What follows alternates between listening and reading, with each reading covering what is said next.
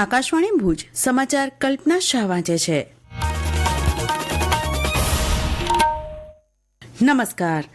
રાષ્ટ્રપતિ દ્રૌપદી મુર્મુ આજે માનવ અધિકાર દિવસ નિમિત્તે નવી દિલ્હીમાં રાષ્ટ્રીય માનવ અધિકાર પંચ NHRC દ્વારા આયોજિત એક કાર્યક્રમને સંબોધિત કરશે. માનવ અધિકાર દિવસ દર વર્ષે 10 ડિસેમ્બરે ઉજવવામાં આવે છે. આ વર્ષનો વિષય છે આપણા અધિકારો, આપણું ભવિષ્ય વર્તમાનમાં.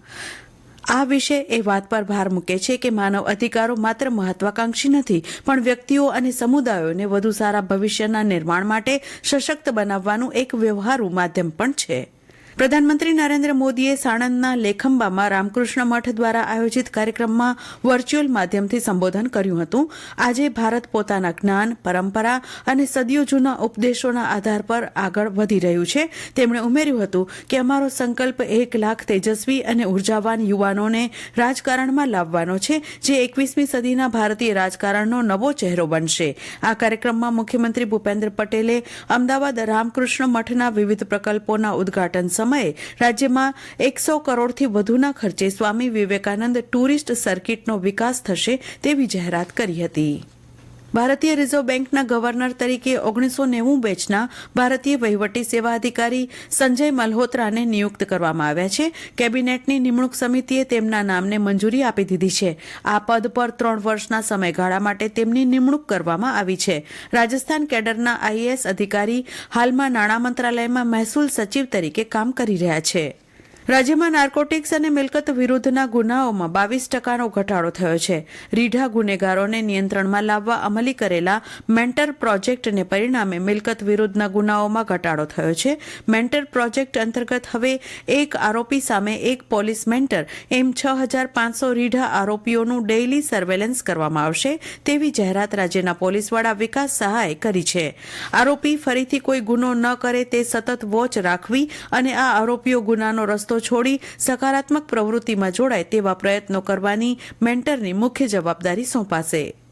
પશ્ચિમ કચ્છ જિલ્લા પોલીસ અધિક્ષક તરીકેનો હવાલો સંભાળતા વિકાસ સુંડાની આ પોસ્ટ પર વિધિવત નિમણૂક કરાઈ છે.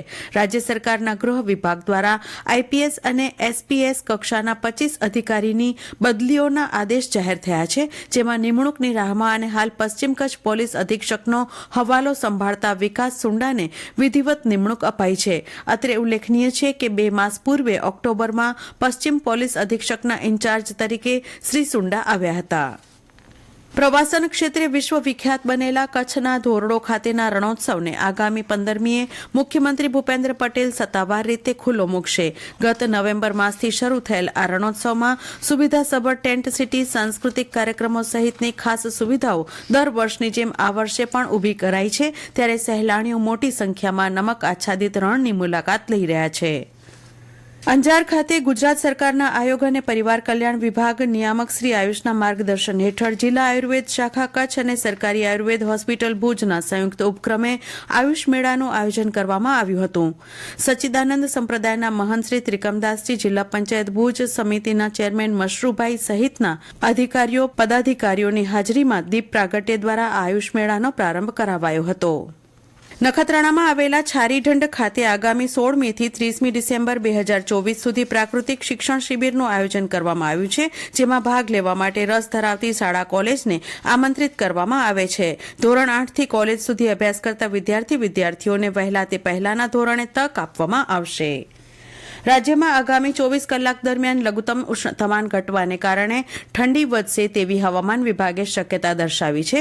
જોકે તાપમાનમાં આ ઘટાડો 4 થી 5 દિવસ દરમિયાન યથાવત રહેશે. ત્યારબાદ લઘુત્તમ ઉષ્ણતામાનમાં સામાન્ય વધારો થવાની શક્યતાને કારણે ઠંડીનું જોર ઘટી શકે છે, તેમ હવામાન શાસ્ત્રી પ્રદીપ શર્માએ જણાવ્યું હતું. દરમિયાન કચ્છમાં છેલ્લા 2 દિવસથી પારો ગગડતા ઠંડીનો ચમકારો વધ્યો છે. દેશના ઉત્તરીય પહાડી વિસ્તારોમાં થયેલી હિમવર્ષાની અસર હેઠળ કચ્છમાં પણ પવનની દિશા બદલાતા શીત લહેર પ્રસરી ગઈ છે.